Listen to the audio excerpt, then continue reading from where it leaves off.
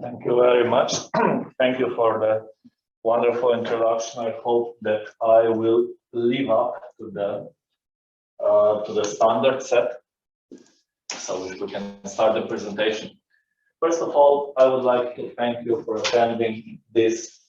I'm afraid to call it a lecture, because basically here we are at the National Heritage Museum, one of the premier institutions, and I'm an aviator, so I don't have the presumption to call this a lecture. Take it as a personal story, take it as a journey to what we did in the past years, and then take your own conclusions from it.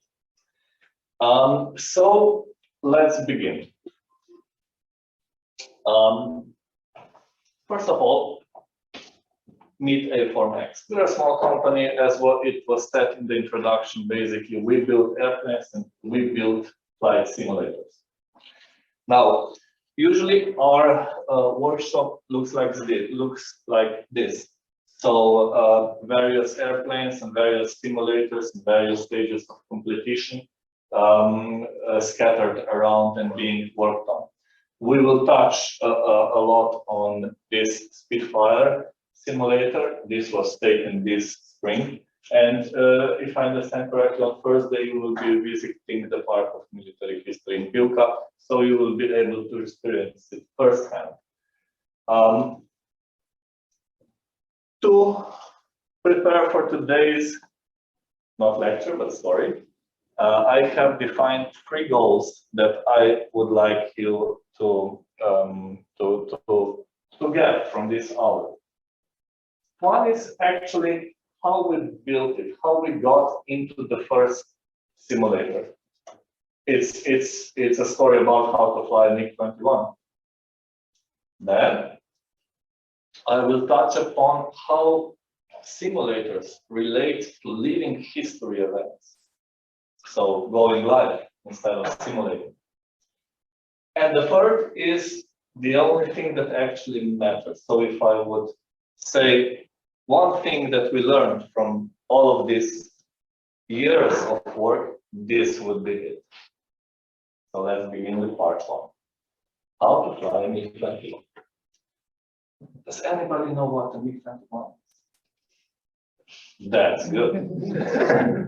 A MiG-21 is a super fast airplane. It was designed in the 1950s in the Soviet Union, and it served all around the world and still serves today. This is the MiG-21. It's a Mach 2.3 airplane, 300 kilometers per hour landing and takeoff speed. So it's probably the one of the hottest ships that you can fly. It served in Slovenia, served in Yugoslavia. So a lot of Slovenes flew. And at that time, it represented the epitome of career achievement. So basically, if you earned your seat in the MiG-21, you were considered the best of the selected field.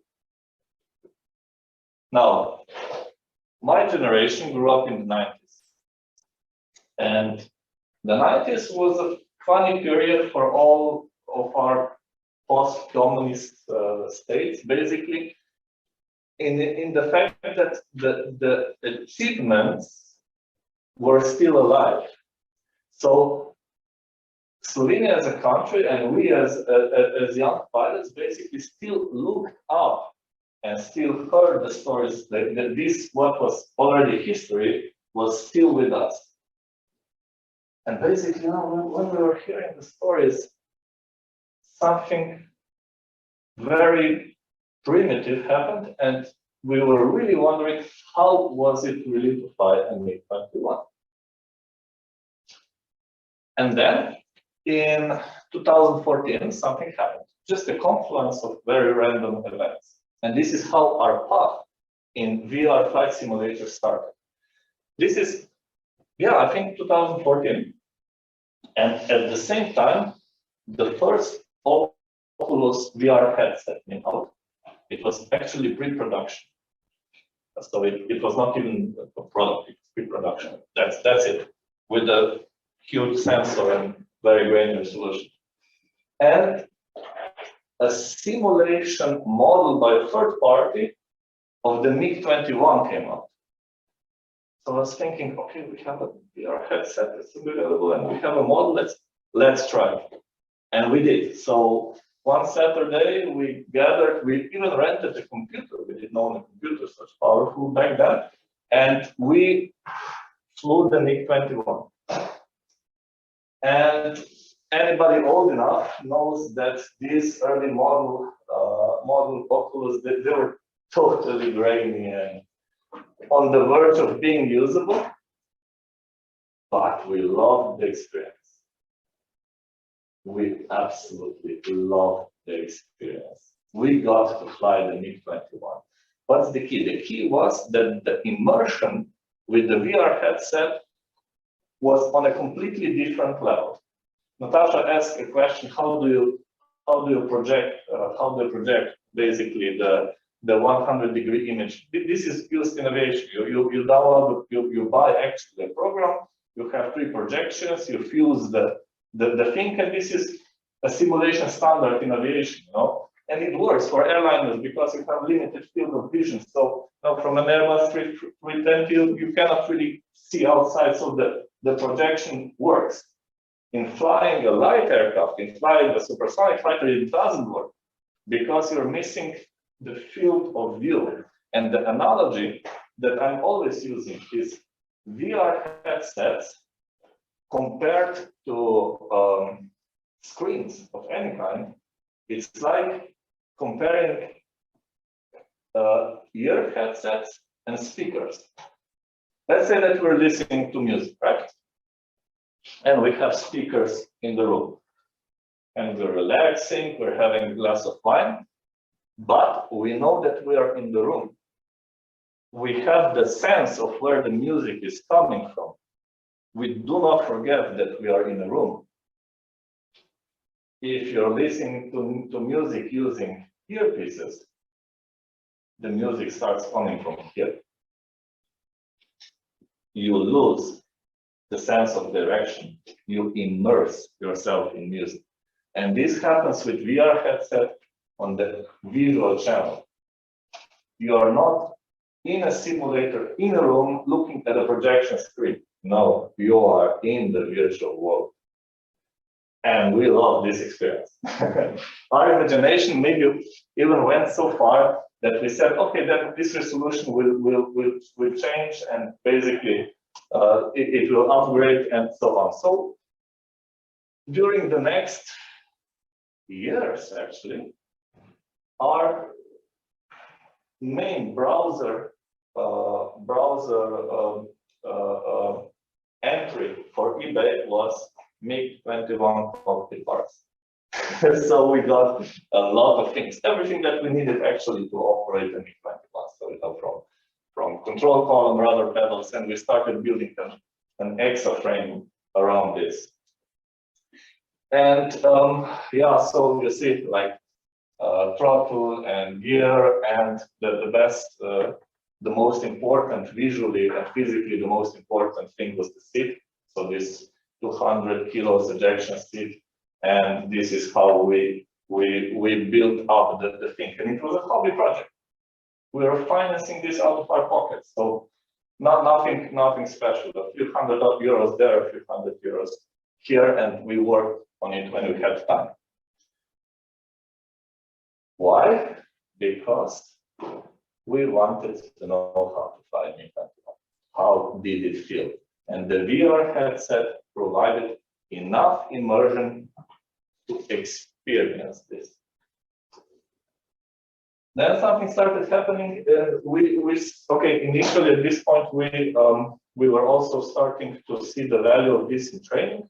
So we built a light aircraft training simulator, and that was a success. And then there was an organization in Slovenia called Nordung Space Center.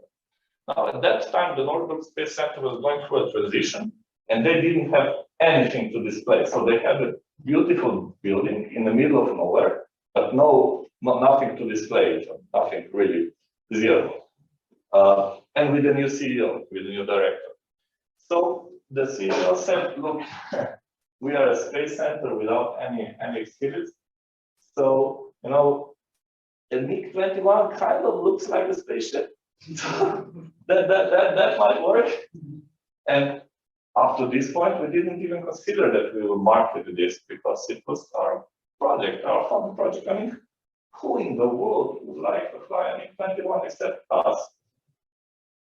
So, okay, we painted it, we did a few things, we made it a bit more robust, and we shipped it off to the Northern Space Center. You can see the beautiful building and our simulator inside. The amazing thing was the thing worked. It attracted audience. So people were willing to drive to Britannia, to Northern Space Center, which again is in the middle of nowhere. And I come from Zastavia, which is from another middle of nowhere. And you see, it worked. Every month there were visitors. And this is the first time that we made a transition. It's not a hobby. This is actually something that could be interesting for a wider audience. So the next step was, okay, if we have this potential, what is the place in Slovenia that would benefit from this simulator the most? And of course, we identified our long-lasting partners, the Park of Military History in Pivka. So, like an organization taking care of military history, it's a natural fit. It's also a very well-visited museum with 60,000 visitors per year. So, yeah, big numbers. And we placed it there about 3 years ago, 3 years ago. This is how the experience looks like. So we have this cube seat exported from Bulgaria as a barber seat. And we have all the various eBay parts integrated, and we have the headset. Now these headsets already changed a few generations, so can answer your question. And except that the computer is running out of processing time, it's nothing big changed. So I agree with my previous colleague. What is important in this setup is that when you put your headset on, you are in a different world, literally. When you put the headset off, everybody is a bit shell-shocked because, wait a minute, I was flying because now I'm in a room. This is strange. The transition from back from virtual reality to reality is significant. When you are in VR, what you still feel is by touch, of course. So it's important that the seating position, that the straps that you feel are corresponding to the picture that you see. And that the gears and the throttles and the control stick are positioned as they should be in VR, so that it matches. The physical picture must match what you're seeing in VR. And guess what we found? We're not the only guys that want to fly MiG-21. For the past 3 years, about 300 to 500 people per month are flying the MiG-21, which for me is an unreal experience, because who would think that such a niche experience can attract so many people each month? Maybe the best lesson that we have learned from our colleagues in Pivka is that they take all of these simulators as a neutral thing. So per se, such an attraction is a neutral thing, because basically, yeah, they have to put an operator there, the simulator is generating an income, and the balance is okay, but it's not significant. Now, what is happening, on the other hand, is that this attracts people. When you will go to Pivka on Thursday, you will see about 5 kilometers away that you will see a huge billboard saying, "Have you flown supersonically today?" And that's great marketing, because the answer is no, and you can fly supersonically in Bilka. So you go and you pay the entry fee, and basically it gets the museum going on many different levels. So yeah, it worked. Now, the next step was very obvious. We built another simulator. We built the Spitfire simulator. You know, the Spitfire, the savior of Britain airplane, so on, another legendary aircraft on the level of MiG-21. And the story was that back a few years ago, Mr. Andrei Gaspari and his crew excavated the remains of a 1944 simulator in Ljubljana. And this is the engine, and there are other parts. Now, so you see, the MiG-21 was a standalone project, but this was actually a complementary project to these artifacts excavated and preserved. We went even to such lengths that we painted the aircraft it was the same model of the aircraft, so same model of the Spitfire, with the same serial numbers, with the same insignia as that. So it really fitted into the display, and it works. And it was hugely renowned in Slovenia. Every media outlet had a story with the journalist flying the Spitfire. So yeah, that's fine. This is the second simulator, and again, you will be able to fly it on first day if it works. It usually does. That's good. So,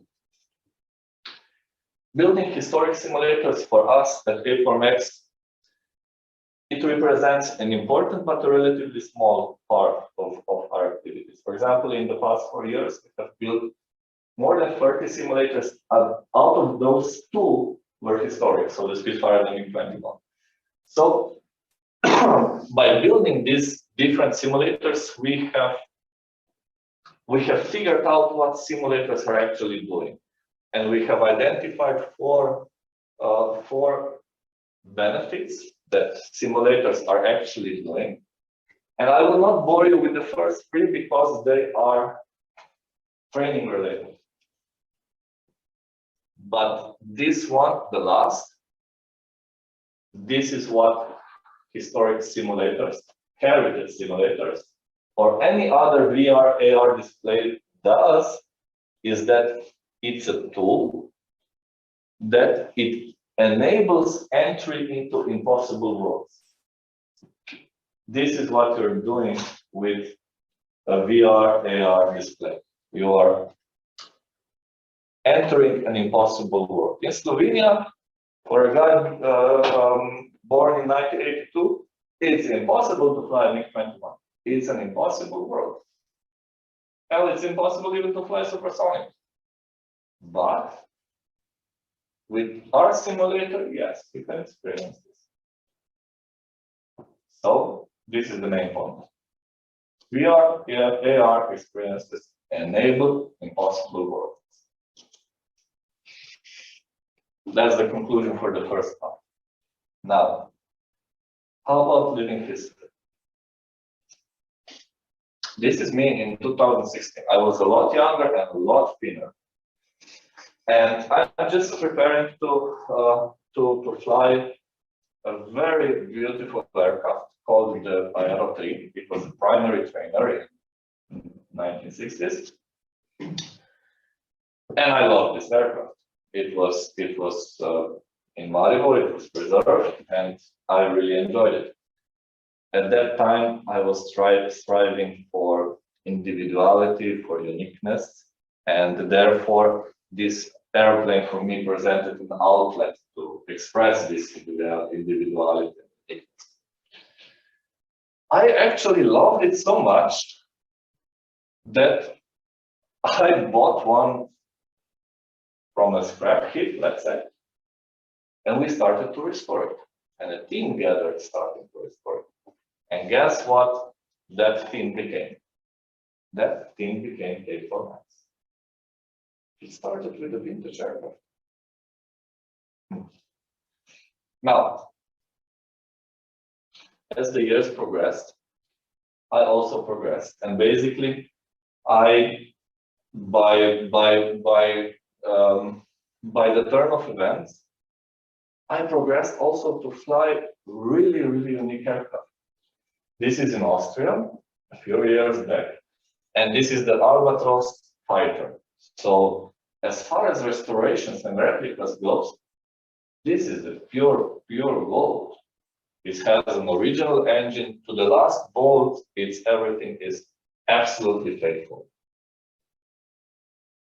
And my job in this project was to build up this organization. So they were building more and more aircraft, and I helped them to establish flight operations. And it culminated in last year, actually last fall, when there was a formation flight of an Austro-Hungarian fighter from 1918 and an Austro-Hungarian bomber from 1918. What you see in this picture is not only millions of euros, but it's a life achievement of a group of people. This is what they will put on their tombstone, professional tombstone. This is what we did, period. This picture. That's it. This is what we spent our professional life doing. Now, what's interesting here is that when I was involved in these living history events, I found that they are asymmetric. They require a huge amount of effort. Even from my piloting side, this is not easy. This is an airplane on this level flies 2 hours, 3 hours per year. So you can never be current on it. You can never be self-assured on it. It's always stressful flying this. It's a great honor. It's very interesting, but it's not fun. And for every half an hour flight that I did, there was like 20 hours of maintenance. Even to pull the airplane out of the hangar, you needed 5 people. And if it would be in 1918, you would also need 2 horses. But now it's better. And it was hugely asymmetric, meaning that for every one of us that were directly involved, it had a huge effect. But only for the limited group of us that were involved. The general public didn't come into contact with this. So there was a huge amount of effort, resources, and risk also involved. For example, the Aero 3 that I showed in a few slides ago crashed in Slovenia and killed its pilot. A huge effect, but only in limited amount. So, when I was going through this period, I always said, yes, but this contact with heritage, it's actually my kryptonite. The superpower Superman. This is my kryptonite, right? Today, I'm not so sure anymore. I will elaborate in the part 3 of this story. So the only thing that matters. Now, I've never told this part of the story, and I made a summary just for you. So hopefully it will make sense in the end. My kryptonite were actually not aeroplanes, but were people around the aeroplanes. And let me tell you the story from the start. So, you see, this guy here in the middle, this is Victor Kaufman. He was a great person. He was a great flight instructor. He was of the generation of pilots in Yugoslavia that pushed basic training from piston-driven aircraft to jet airplanes. he was also a member of the Yugoslav jet demonstration team, like Red Arrows or French Tricolor that you know today. And the key point is that, when we were restoring that aircraft, and you can see bits of pieces of this aircraft. This is a grainy image, but it's an important image. It was taken in 2009. So one day he came to our shop and he said, guys, and we didn't know him at the time. Guys, I used to fly that aircraft. And he came again and again and again. And then he told me, look, I can maybe teach you something. But we don't have a lot of time. At that time, he was already terminally ill. So we set up lessons. And basically, this is not a conversation. This is a lesson. He's lecturing. He's prepared. And we spend hundreds and hundreds of hours doing that. Now, the key point is that from the entry of this story, AFormX is a company doing blah blah blah. We are beyond the market. We see farther, but we see farther because we are standing on the shoulders of giants, and he was one of these giants. And this is his last visit to the workshop before he died. And he's still holding the paper, still lecturing. So what did this teach me? We would have never met if it was not for the restoration of this aeroplane. And by the way, we didn't complete it. It's still 70–80% done. We didn't complete it, but it's the most important activity probably in our professional careers because it started AFormX. Personally, it made a huge difference. So the lesson for me from that point is that, and in economical terms, this is a failed project. It's a latent capital. But it's the most important project and most successful project. The point that I'm trying to make is any artifact that you hold is just a medium that can establish communication. And this happened with the Aero 3. And I was very fortunate that it didn't stop with this guy. It didn't stop with the Victor, because on another day, another pilot came and he said, my first airplane that I ever flew was an Aero 3. And that guy was Mirko Anžu. And Mirko Anžu was one of the most successful test pilots in Yugoslavia. The only one that went to France for formal flight test training. This is me and Mirko Anžu in 2013. We did the first flight and the whole flight test campaign of the Pipistrel Pantera at that time. A great, new, most exciting design in decades in light aircraft design. We did it together. Where did we meet? With the Aero 3 workshop. This is us after the first flight. And basically, yes, then another spell of mentorship.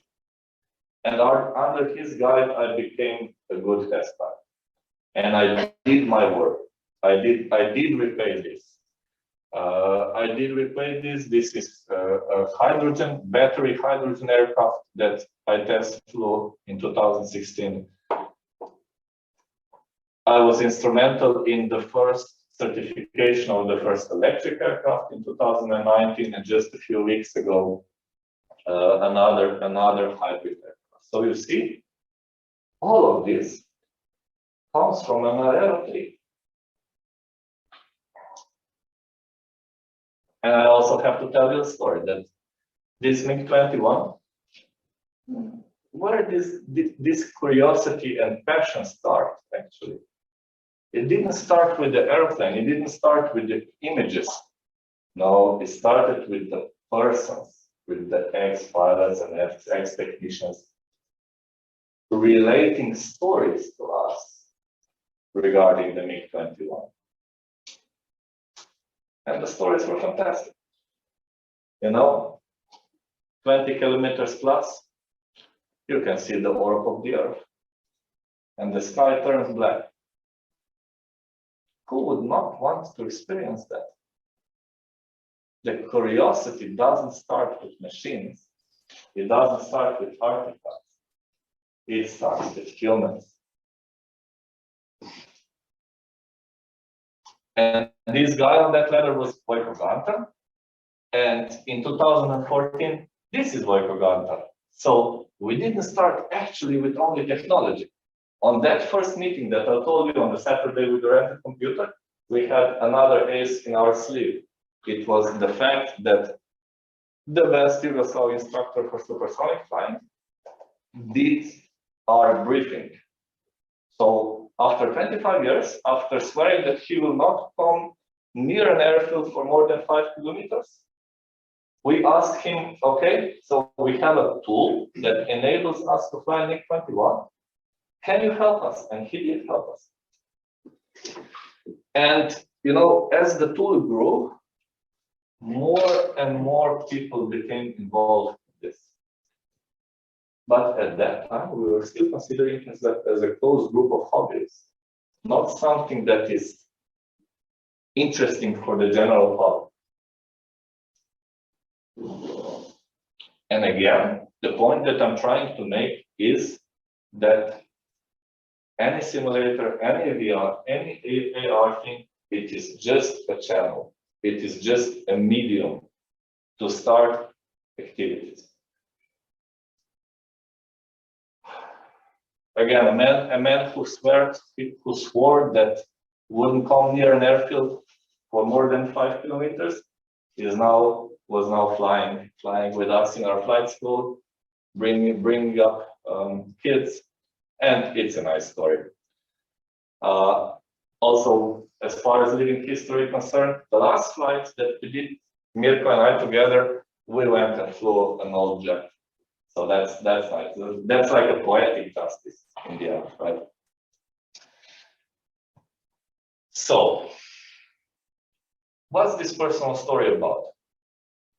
This personal story, that is not a lecture. It's about one simple thing, is that don't allow technology to blind you.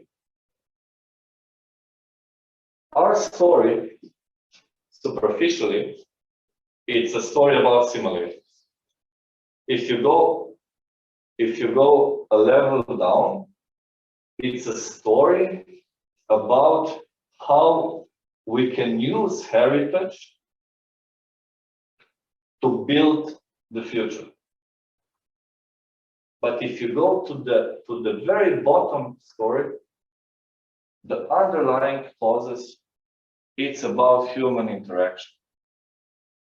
And basically what I wanted to show you is that VR simulators, or put any technology into it, right? AR displays, 360 degrees, whatever. They are an entry into impossible worlds. You can go places in time and in space that you cannot go otherwise. And a MiG-21 is a good example, or a Spitfire in 1944. Compared to living history, is it the same? No.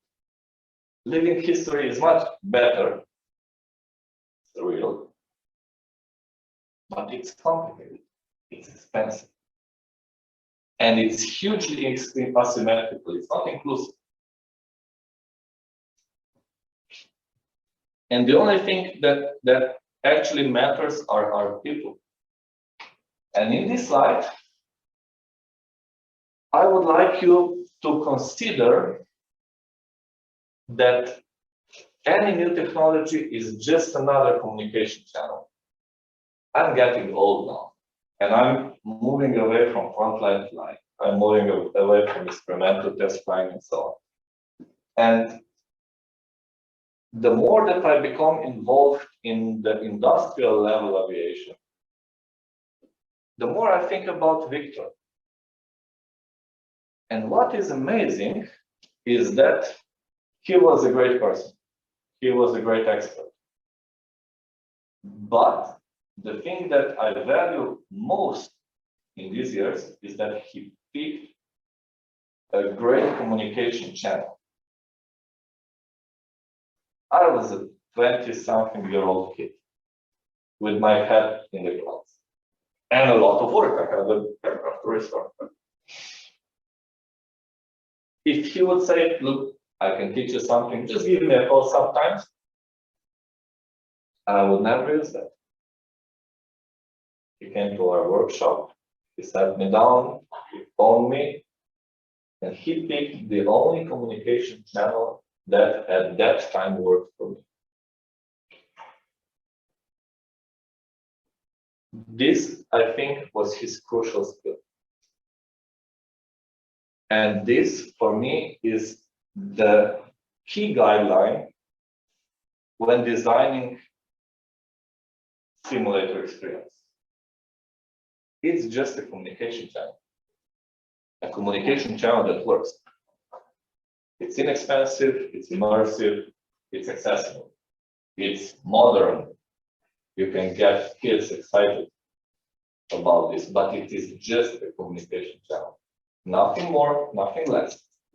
So there are two sides of this coin, right? Using VR, AR technologies, it will not basically improve your organization. You still have the same content, you still have the same mission. On the other hand, if your organization is great, embrace it, because it will not change your organization. You still have the same mission, you still have the same content. You're just adding another communication channel. And maybe, again, the key lesson that I'm trying to develop here is to place this in a big picture, so comparing it to living history and so on. And just remember, it's a communication channel. That's it. As a communication channel, it's great. Now, just a small thing. So what are we doing nowadays, right? Looking forward is this picture was very interesting for me. I was not at Pilka at that time, but I said, guys, just put the engine in front of the sail because it becomes the whole airplane, right? But it got me thinking. So you see, we have a historic artifact that is valuable but dead. And we have a simulator that is live but fake. How can we design that into a fused display? So how can we design it so that it's still clearly delineated, but still as a whole? And there are lots of very valuable, historically valuable airplanes in the world that would benefit this approach. So make it a bit live, and then you sit and you are among the display. You are physically in the artifact. This is something that we'll be doing in the next year. So not hardware, not software, but actually positioning, delineating, and this. So this is a huge expert challenge to do this correctly and to do this tastefully, but it's a challenge worth taking. And regarding our kids, so now we have a few simulators available. So we have a MiG-21, we have a Spitfire, there will be a third one. So now it's time to take a step back and say, okay, so we have a 17-year-old kid doing his primary training. When does he go to fly a Spitfire? And what will be the benefit of that? What's the correct positioning in his development as a pilot to take this simulator experience? So you see, we are actually doing in addition to building additional simulators, I think that in the future, from the perspective of a museum, we'll be doing fused displays, hybrid displays.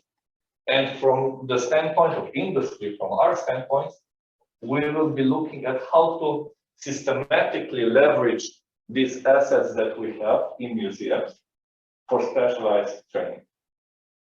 This is our way forward.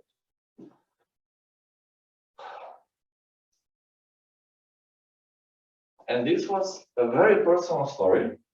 I hope it was not too personal. I hope that I got my points across about using simulators as a channel for time travel. I finished a bit early, so it's good for the schedule. And I thank you for your attention. And if you would like to know anything else about our work, about the obstacles we faced or the challenges, I'm open for questions. So thank you very much.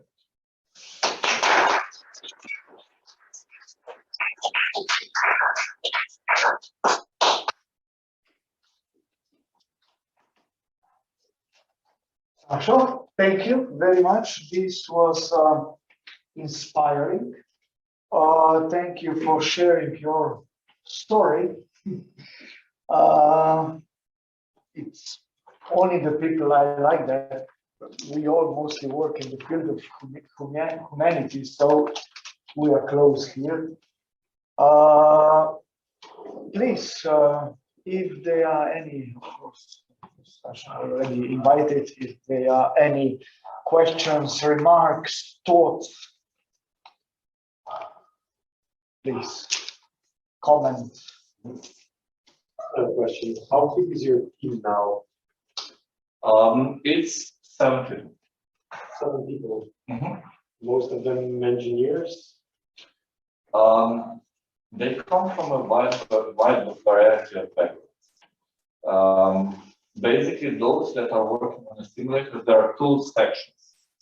On the simulating field, we are good integrators, but our 2 key strengths lie in basically simulating aeroplanes. So we are good in building models, physical models, visual models, and so on of aeroplanes. So in that field, basically, there is a combination of flight mechanics experts and modelers. So just 3D modeling, painting, that's it. It's about 2 people, nothing huge.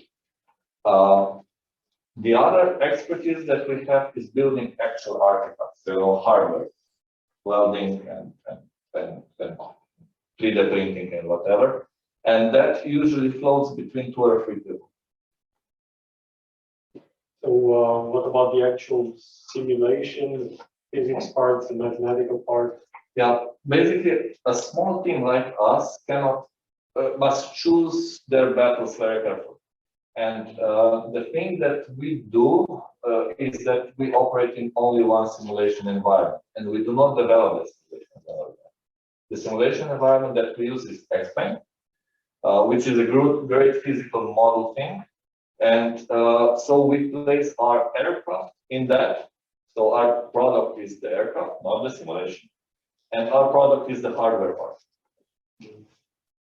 So again, a very small team can do that by carefully integrating what you want to develop, what you need to develop, and what you can take off the shelf. Really interesting. Thank you.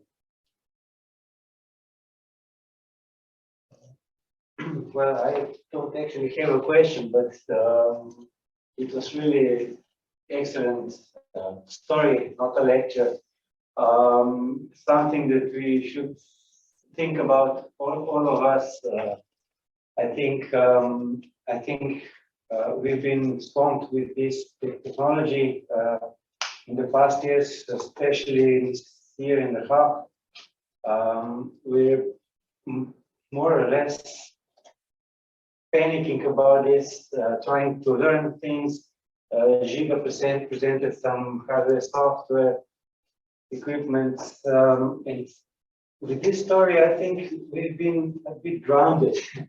To stop a bit, to set one step back and think again and take it more slowly, cautiously, and thinking about this equipment as really as the media, not something that will make our building better or our team better. It's a channel.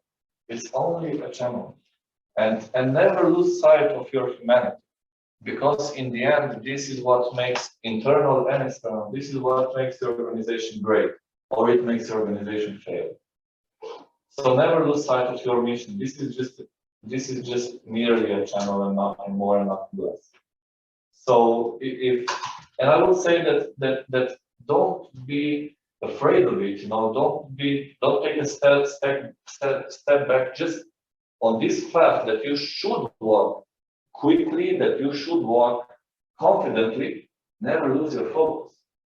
So hopefully this lecture is just a reminder where the focus is. This story is a reminder where the focus is. Yes, I agree. So I'm afraid we might still have some painful lessons, but I guess it's just the way you wish to go.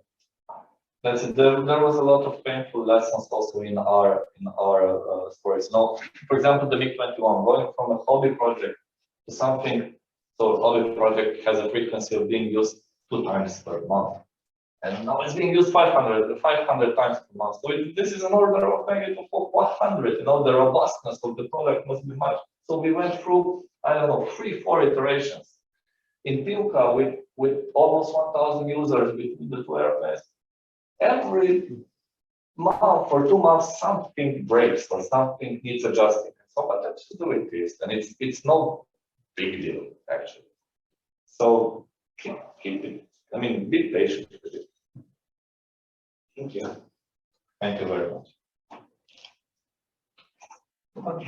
Okay. Thank you.